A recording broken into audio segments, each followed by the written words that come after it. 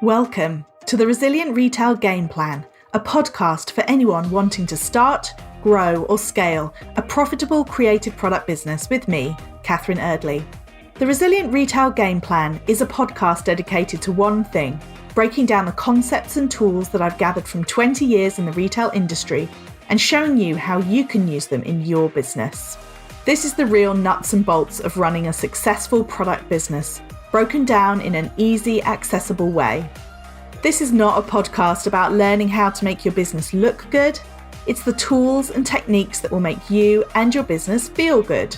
Confidently plan, launch and manage your products, and feel in control of your sales numbers and cash flow to help you build a resilient retail business.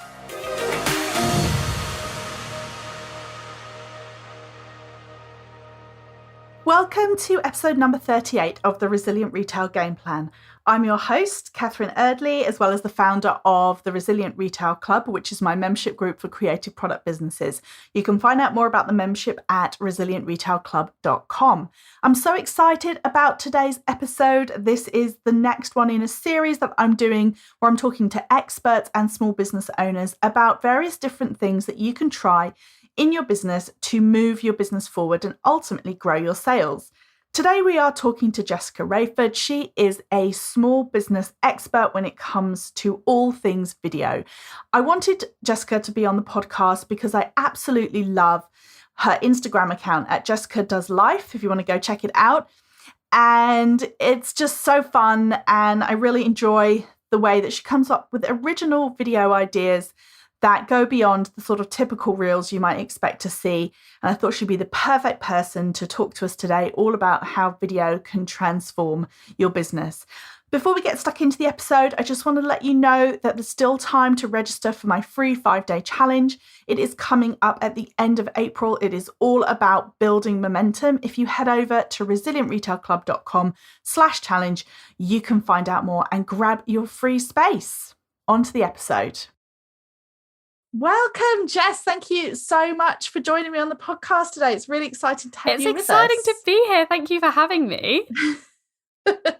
You're so welcome. And this series that I'm doing, so I'm doing a series of interviews where it's with experts and business owners, and we're talking about the one thing that business owners can do to make themselves more visible, grow their presence, and ultimately grow their sales. And I thought that you would be the perfect person to come and talk to us about how product business owners can use video to grow their sales. So do you want to just tell us a little bit about you and your background, particularly as it relates to video? Yeah, of course. So I am a video creator, consultant and collaborator. So I actually do anything from editing people's videos, that can be from like reels to YouTube to even online courses. And then I also do video content consulting. So I'll help people come up with ideas for their content.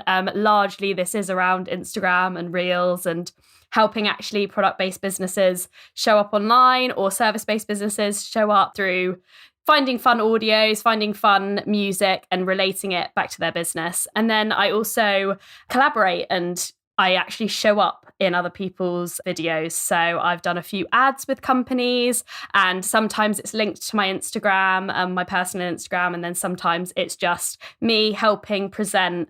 And I don't know, for example, I helped a card company and showed up in their videos and created some fun ideas to help sell their cards. So anything video I like to get involved with.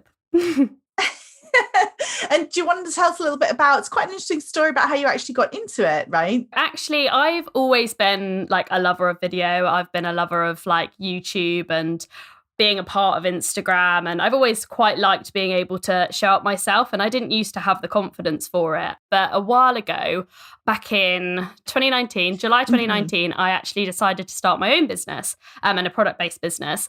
And I thought, how can I get this out there with also my love for video and my love for my product, but showing up in a way that's personal, because I found the whole selling my product a real big issue. Like I really struggled with that. And I really wanted a way of telling my story. So I actually started doing these startup diaries on Instagram. And a certain someone called Alice Benham came along and found them. And she really liked the vulnerability and the fact I was telling my story through video and showing up on these sort of more long form content. Invited me to be on her podcast. We then became like business friends. As the sort of year went on, my business was going well. I started showing up more online. I sold all my products, and Alice was actually looking for a video editor and knew that I was into video editing. Asked me if I'd like to help her edit some videos. So this is September last year. So we're at September 2020 now. She asked me if I want to edit some of her videos for her. And then I'm suddenly her video editor, getting paid for it. Never thought that was going to be a thing. I've sold all my products. I'm deciding on my next steps. I decide to put my product-based business on hold because I'm really passionate about video, quit my job, and I'm a full-time video editor, collaborator, and consultant. So, yeah, the power of video. It. So is the passion. The power of video. Yeah, the passion. I love it. It's such a great story. So let's jump straight in then. I'm sure that people listening to the podcast will have heard before, or they may even have dabbled with video in their own business. And we've been hearing over and over again the importance of video for marketing. But what is it, do you think, about video that makes it so powerful?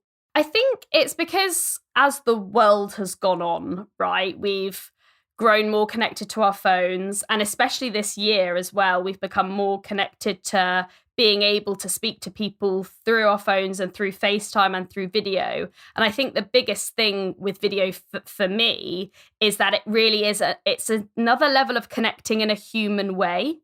And I think when it comes to sort of product-based businesses, it's being able to see the behind the scenes of that and being able to connect with the person that's creating something for you.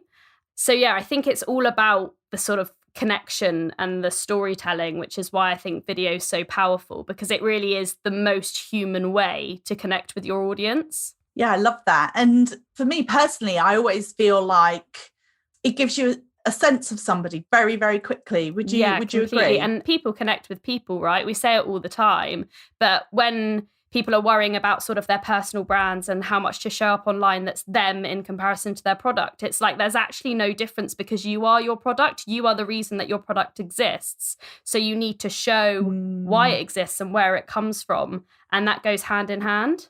Right. Yes.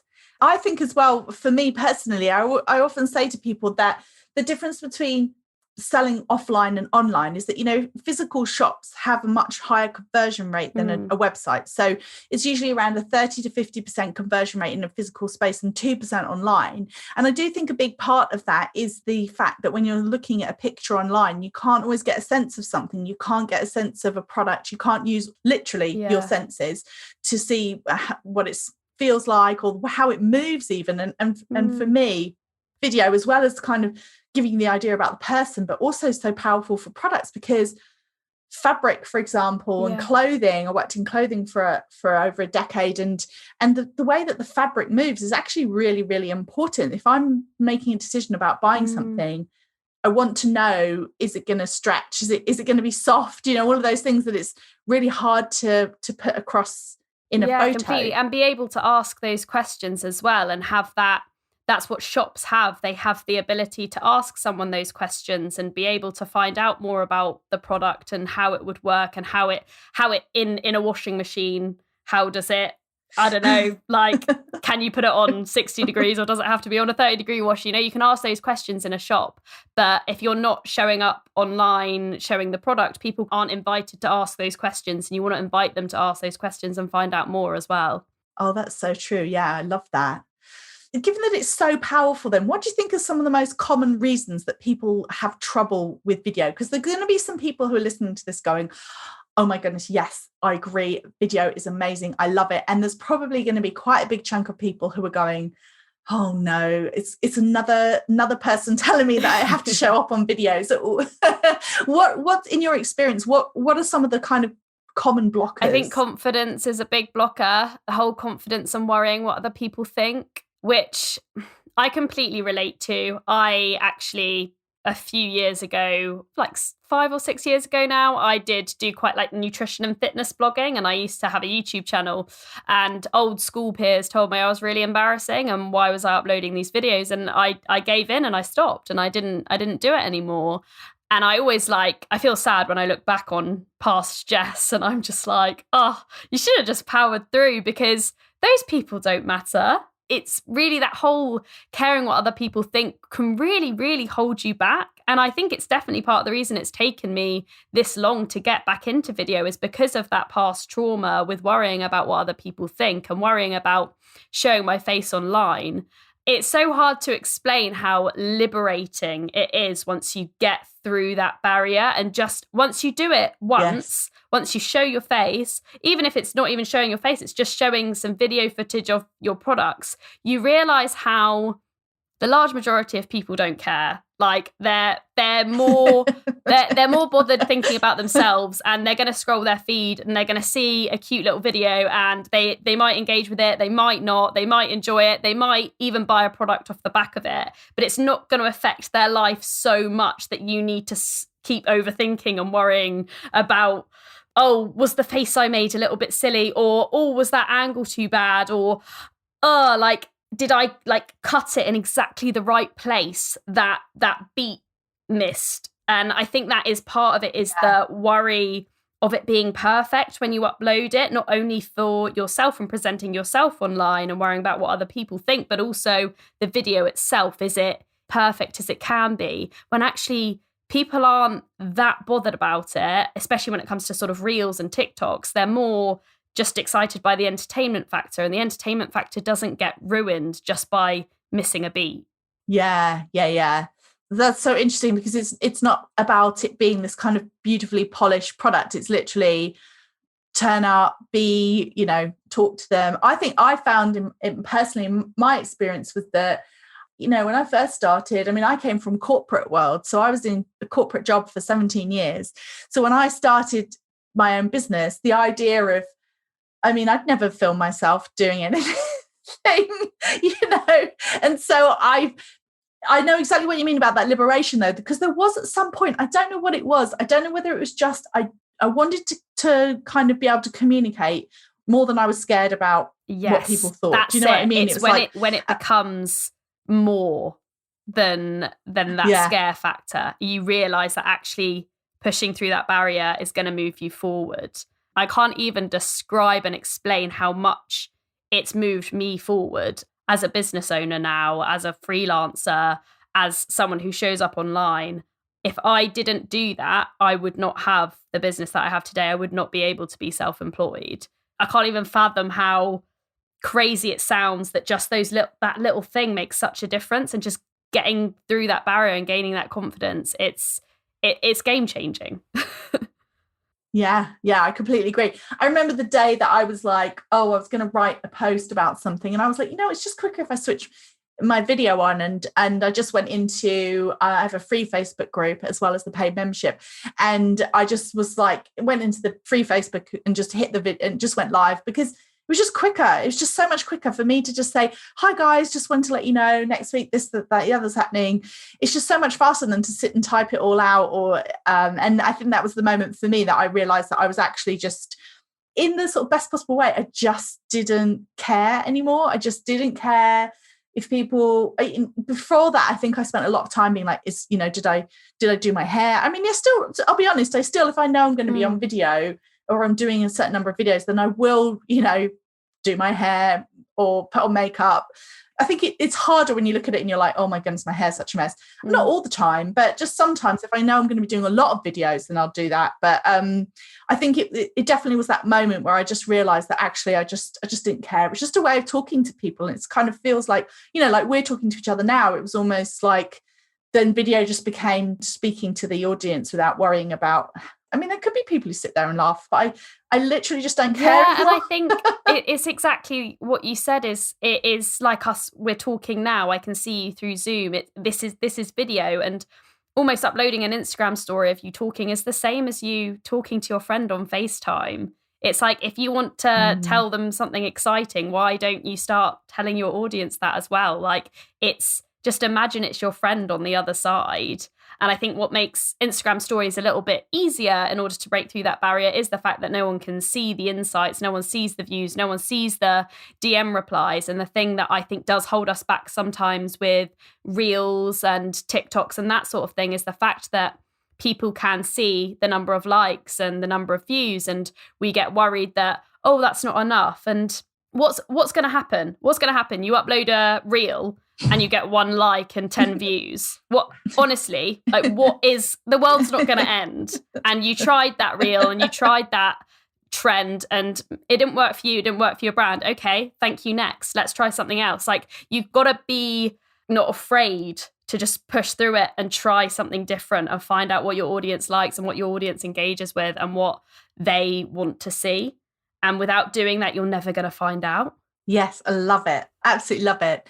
So what would you say to somebody who says, and this is the kind of the thing that I hear sometimes people saying, oh, I just feel like I'm too old for video, or people are going to look at me, or video I think can talk to people's insecurities as well, because sometimes it's about, oh, what are other people going to think? But then it sometimes is related to kind of, yeah, I suppose it's confidence or just self-belief. So is that the same thing, the taking action, or, do you have sort of any other perspective on that? Yeah, I think the easiest way to get through a barrier is to take that uncomfortable action and actually realize how easy it is and how not scary it is. I hadn't been live before and I was so scared to do a first live with someone that I was like, well, if you're this scared to do it with someone, you need to try and do it on your own to kind of break through that barrier. And I remember I went on a run one day and I was just thinking. I was like, oh my gosh, I'm going live with this person. I've never gone live before. Bear in mind, I show up every day on Instagram stories, more than happy to, and less people like tune into lives. I'm like, I don't really know what the issue is here. So I just got back from my run and I just went live and I just clicked the live button. And I just didn't have a choice because it like does the 3, 2, 1 connecting. And I was like, oh my gosh. And I just went live and I was like, hi guys, I was really scared to go live. So I just did it. Now I'm not scared to go live.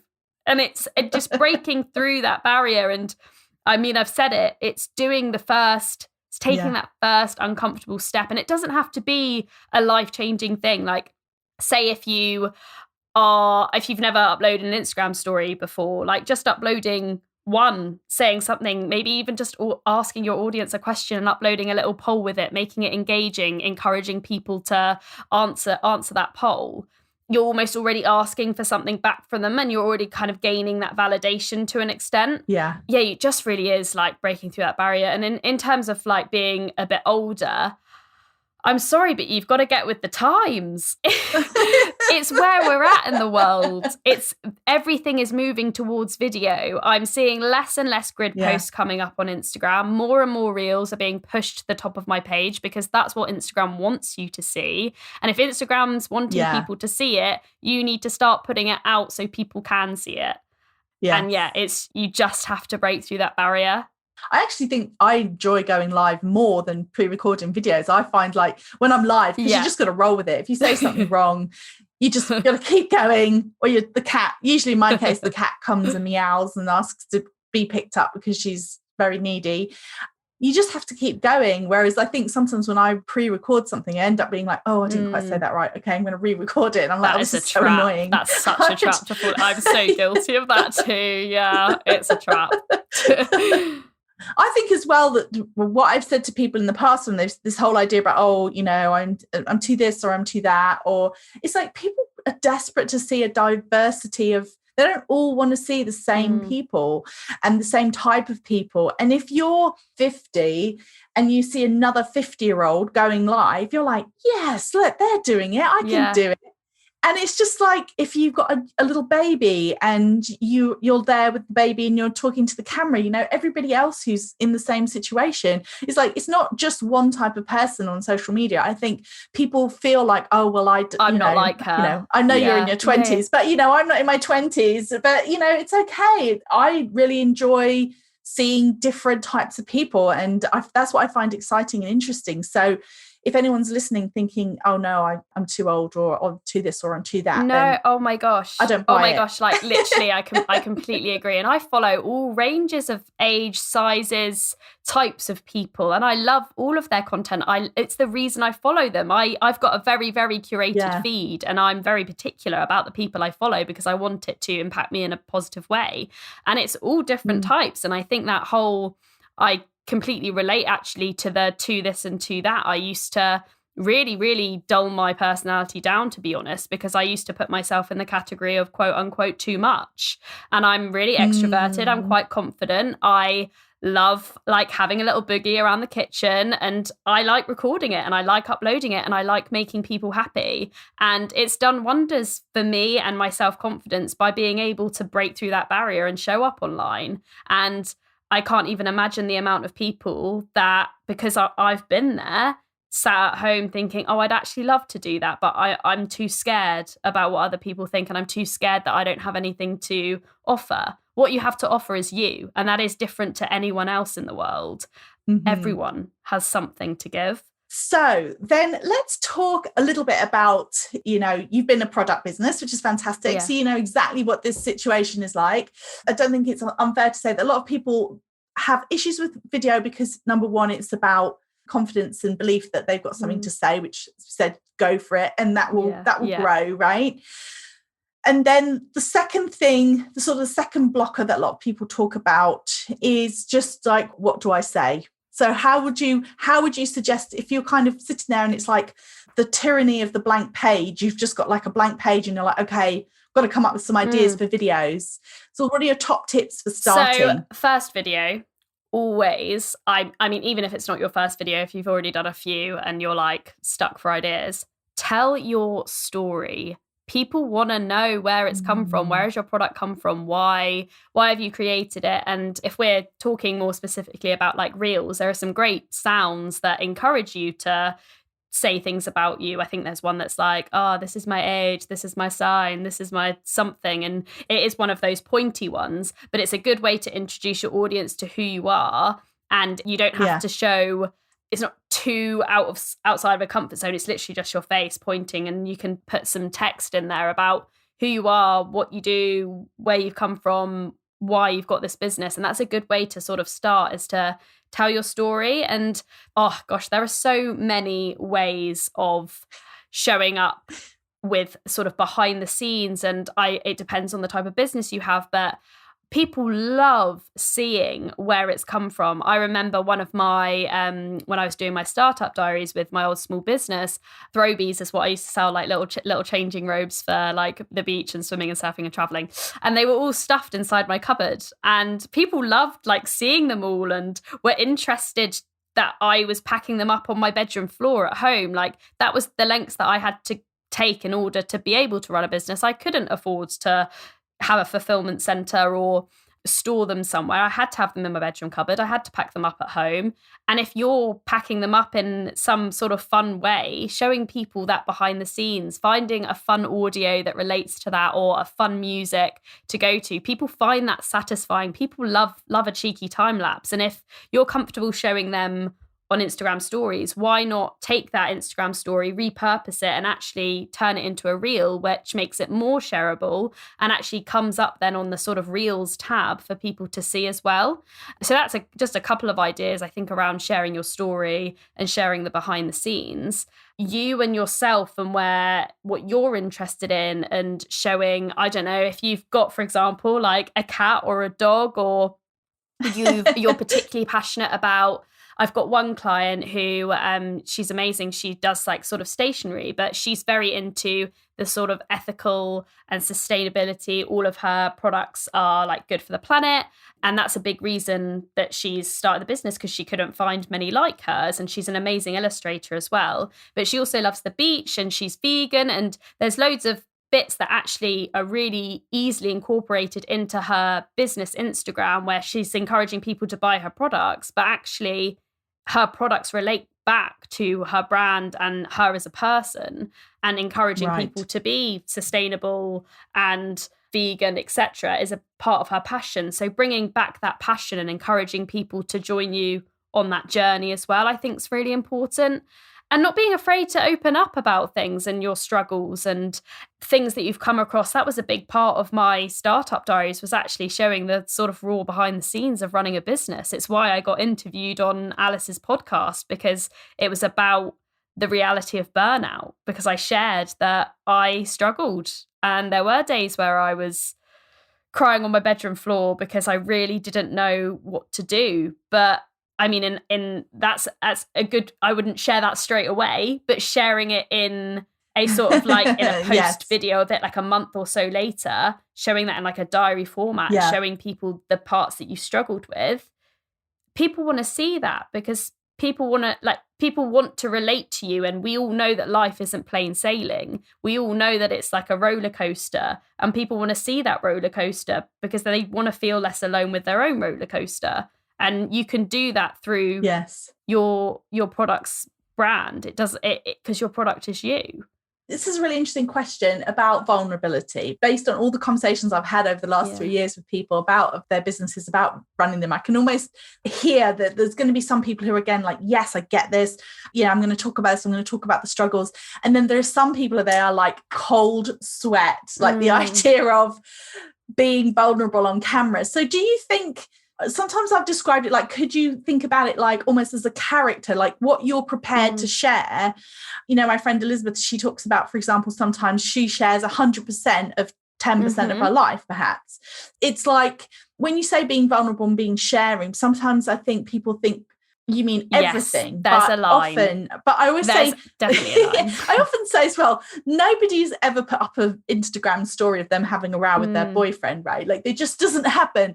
Do you ever suggest that people almost sit down and kind of go like, what am I prepared to talk about? Or is it a question of you take baby steps? Like you start with something, or maybe actually if you've not done any video at all, you just, just get used to being out there, or like, is there a kind of a process you think?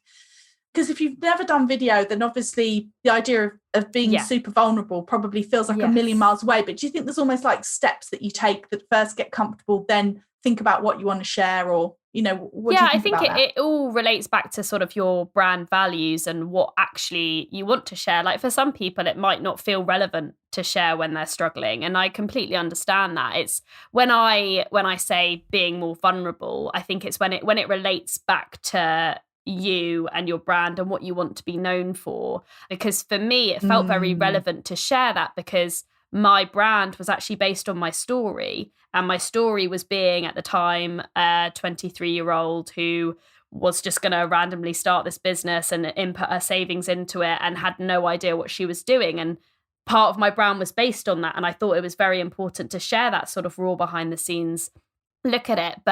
And I also do think there is a line as to when you share that and when you decide to be super vulnerable and super open. And I think being very reactive and doing it straight away when you're in the moment isn't the best time to do it. The best time to do it is to take a step back, figure it out first, and then almost it needs to end up with a positive outcome. So you're actually giving your audience something else. And whether or not you want to share that, that's a completely personal preference. But for me, when I figured out why I was really struggling and why I ended up burning myself out and crying on my bedroom floor, which is something I shared, the most important thing was that I was sharing how I got out of that and how I managed to change it around and bringing my audience on that sort of positive journey with me. And then as a result, them connecting to me more as a human and actually learning something from me too. So it's going back to your business's values and how you turn everything back into a positive, because we all have the ups and downs, but you want to remain as positive and as encouraging as you can as a brand online. And I think it makes it easier to be vulnerable when you figured out how to overcome that thing, if that makes sense. Yes, that makes so much sense. And it's interesting because a really large number of people, if you say to me, okay, the typical person that you work with or that's in the membership, how would you describe their journey? I would say that there's a really common theme that people have had a quote unquote sensible career for a certain amount of time. People who've been teachers and accountants and doctors, barristers, solicitors, all kinds of marketing executives, people working for the council, lots of different things. And then at some point, something has happened. So it's been a mental health issue or a physical health issue, or, you know, motherhood has happened. But there's been some kind of catalyst for change that has meant that they've really kind of re-looked at their lives. And then they've said, okay, actually what I want to do is connect back to my creativity. I want to have a job or have a business that's meaningful, that isn't just insert whatever they've been doing.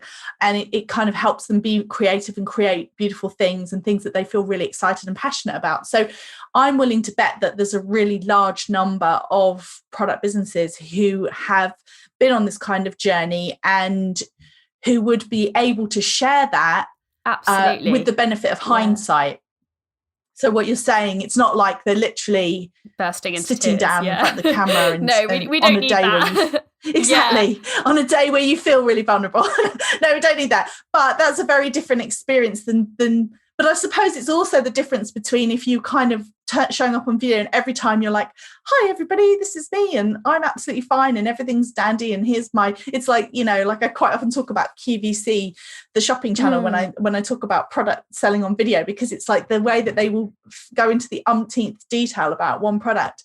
But this is almost like, if that's all you ever do, then you don't build the connection. That if you just had a video where you say like, yeah, like this is my story. I worked, I did this for X amount of time. This happened, made me really think about things.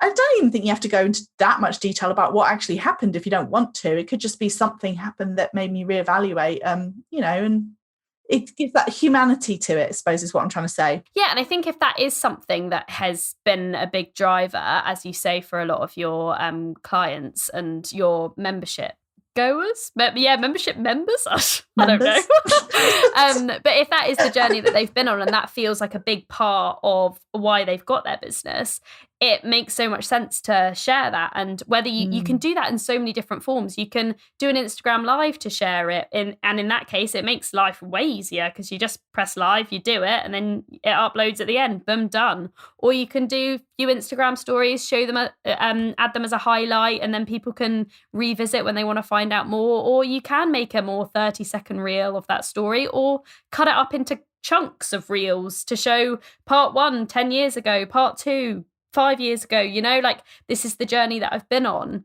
And also a really great way of relating your audience back is by sort of using the tongue-in-cheek of reels, I think is the best way to describe it. I think a lot of reels and TikToks are more lighthearted and are quite funny and are clever, and using the different audios that you come across on the reels tab, and whichever ones that you literally stop at and you laugh out loud at, I always save them. And I'm like, how can I use that in the future, either for myself or for a client that I'm consulting with, to relate back to their brand or my brand and my business, in order to engage my audience more with me? Because like I've said, the brand is you, right? And you want to engage them with your relatability factor as well. But you can relate that to so many different things within your product-based business. It can be back to the product. It can be back to the packing up of the product, the delivery servicing, the sourcing your fabrics, or whatever it is that you're getting, the processes you go through. Or it can be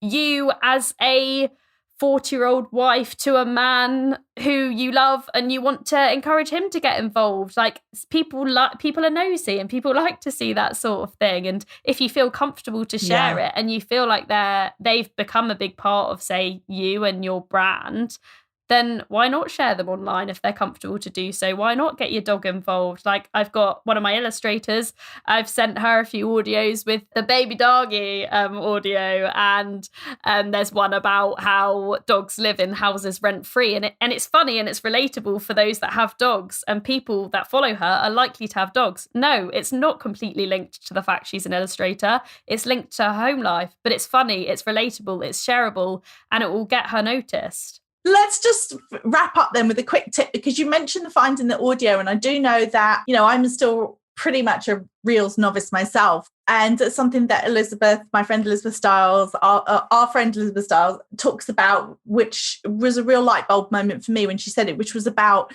create the content that you like to consume, which I still don't know that I'm quite there yet, but that was really, really interesting. So, and I do tend to like funny content. I sometimes struggle a little bit because I don't know necessarily if I would say that my brand is a funny brand, but that's probably a whole other conversation.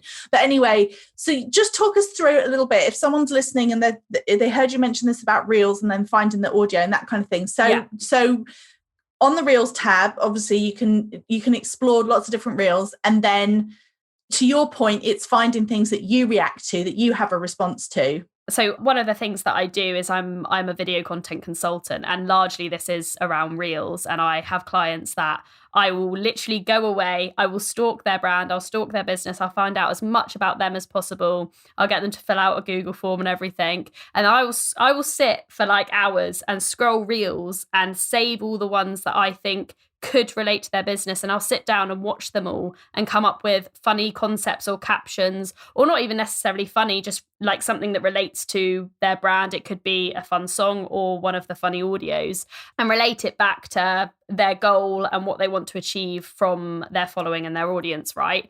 So in order to do that like yourself, you don't need to hire someone to do it. If you've got the time and you've got the creative ideas for it, 100% go and do it yourself. But just scrolling the tab. And then what I do, if I find something funny, or if I stop and I actually find it interesting, or it's something that relates, I can see something with it. There's potential, because the likelihood is if it's a reel and it's made me laugh, it's got potential in other aspects than just the way that it is right there. Yeah. And it's not about copying them. It's about taking that audio and turning it into something that relates back to your brand. I find it easier so you can just save the audio, but I actually find it easier to actually save the reel itself and then add it to like a collection in my saved. Because I find the audios, because it doesn't say always exactly what they are, it will just say like the name of the person that uploaded it, original audio. That's not helpful for anyone. Like I have to then like find them all and play them all, and it's a nightmare. So I'll save the actual video, and I'll sort of be able to remember in the collection what the video was, if that makes sense. So when I go to look at it, I can then click on the audio, then click use audio and go ahead with Reels. With clients, I actually end up copying and pasting the link, adding it onto my notes on my phone, and then it pops up on my computer as well. And then I'll create a spreadsheet that's easy for them to access, and then they can follow through on Reels really easily. But that I find is the best way, and to just save the ones that like give you something, and write the idea down as soon as you can, whether that's, I tend to use like a spreadsheet or a Google Doc or something that is easily accessible, to like write almost a title to the video or the audio, a link to the Instagram video for me, and then a column for the concept. I'll write the concept down, and then I've got that there, and it's easy to go back to, and that's all on my computer. But if you send yourself that in a PDF, if you've got that on your emails, you can easily follow through on your phone, and it'll open up Reels for you, and then you can straight away go and use that audio.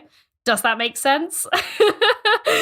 Yes, it does. And I think, well, do you know what I think the key thing is really is that if anyone's listening to this and thinking, wow, you know, that sounds quite detailed, but I would say, and I think this is worth remembering, because, you know, every so often I like to try and give myself a kick up the bum with my social media, in as much as I think it's very easy to kind of get in a rut. You know, Instagram for sure does rewards things that people react to. And then, so if you're aware of the kind of things that people are reacting to, then you can just create more of that. It makes sense. But I think for me, what I realized the other day was that actually, if you want to know how to do Reels, watch Reels, like watch them, spend some time. Like if you're listening to the podcast and you're thinking, I still don't really get Reels, I don't understand it. For me, it clicked a lot more when I just sat and, like you say, went through the tab and watched it. And it's so true. It's true of anything. It's like, I remember ages ago, this is a kind of random story, but I decided to do, when I was working full time, I've got to stop saying that, when I was working in a corporate job, because I definitely work full time now. I just always think of it in my head. Oh my gosh, I do that. You just think, oh, when I had a normal job, and it's like, well, this is a normal job in its own respect. It's just different. Yeah. But I did an evening class where it was just because I wanted to do something that was totally out of my comfort zone, that I knew I was going to be rubbish at, but I didn't care. I just wanted to try a new skill. So I went to a poetry class and I was learning to write poetry. And the teacher there was like, if you want to write better poetry, read more poetry. And it's the same thing. Like if you want to write articles, so I write, I quite often write articles. So if I want to improve that, then I read more articles. And it's whatever you want to do more of. It's not, like you say, it's not about copying at all, but it's about immersing yourself in that. And I think if anyone doesn't know how to do reels for their business, if you sat for an hour and watched reels, particularly if they're from people who are similar businesses to you, you would suddenly go, oh, right. Yes, they did that time lapse of them doing their design. I could do a time lapse of me doing my design, or they do, like a time lapse of them wrapping an order ready to go out. And you just suddenly go, oh, right. Or if you're an illustrator, you drawing and creating something, like showing that process. There's so many things that you can do that people don't realize you can just turn into a video. It's like, what are you doing on your day-to-day with your small business? Oh, how could that be a video? What's funny that you do on a day-to-day basis? Like, I thought of one the other day around sending quotes and then them getting rejected and having that panic, and then it went into your junk folder. Like, that's a funny, relatable thing to do with owning a business. Like, you can utilize the funny sides of owning a business, and the chances are it's going to relate to members of your audience or your following. Okay, all right. I'm going to wrap this up because I feel like there's such a fantastic subject and we could talk about it forever. It's been such a pleasure. Thank you so much, Jess. Do you want to just tell us a little bit before we go about where we can find out more about you? Yeah, so you can find me over on Instagram. I'm at Jessica Does Life. That is largely where I show sort of life content, just day-to-day fun things in my 20s, just living life. And then I've got a podcast, Story of My Quarter Life, which, again, life, living in your 20s, and then my video stuff and any help you need with sort of content consulting. My website is jessicadoes.co, and I am soon to release a new Instagram account which shows my whole portfolio with video editing and content consulting and stuff, which will be released in April time. So yeah, lots of places to find me. Well, thank you so much. And if you're listening, then why not hop over to Instagram, say hi to Jessica, say hi to me, and tell us what you're going to make your next video all about. Love it. Thanks for having me. Thank you so much for tuning in. I hope you enjoyed that as much as I did. Why not head over to Resilient Retail Club on Instagram and tag us, show us where you're watching. I always love to see that. And why not drop me a note as well and tell me, how did that make you feel about video? Are you going to try anything different?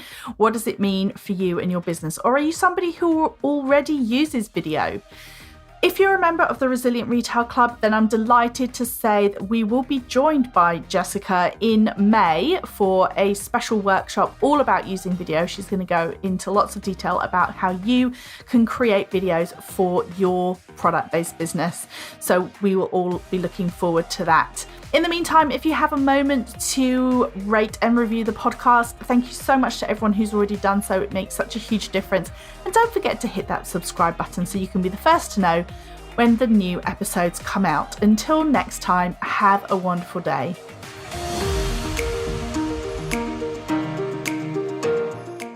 If you've enjoyed this week's episode, then I invite you to check out resilientretailclub.com.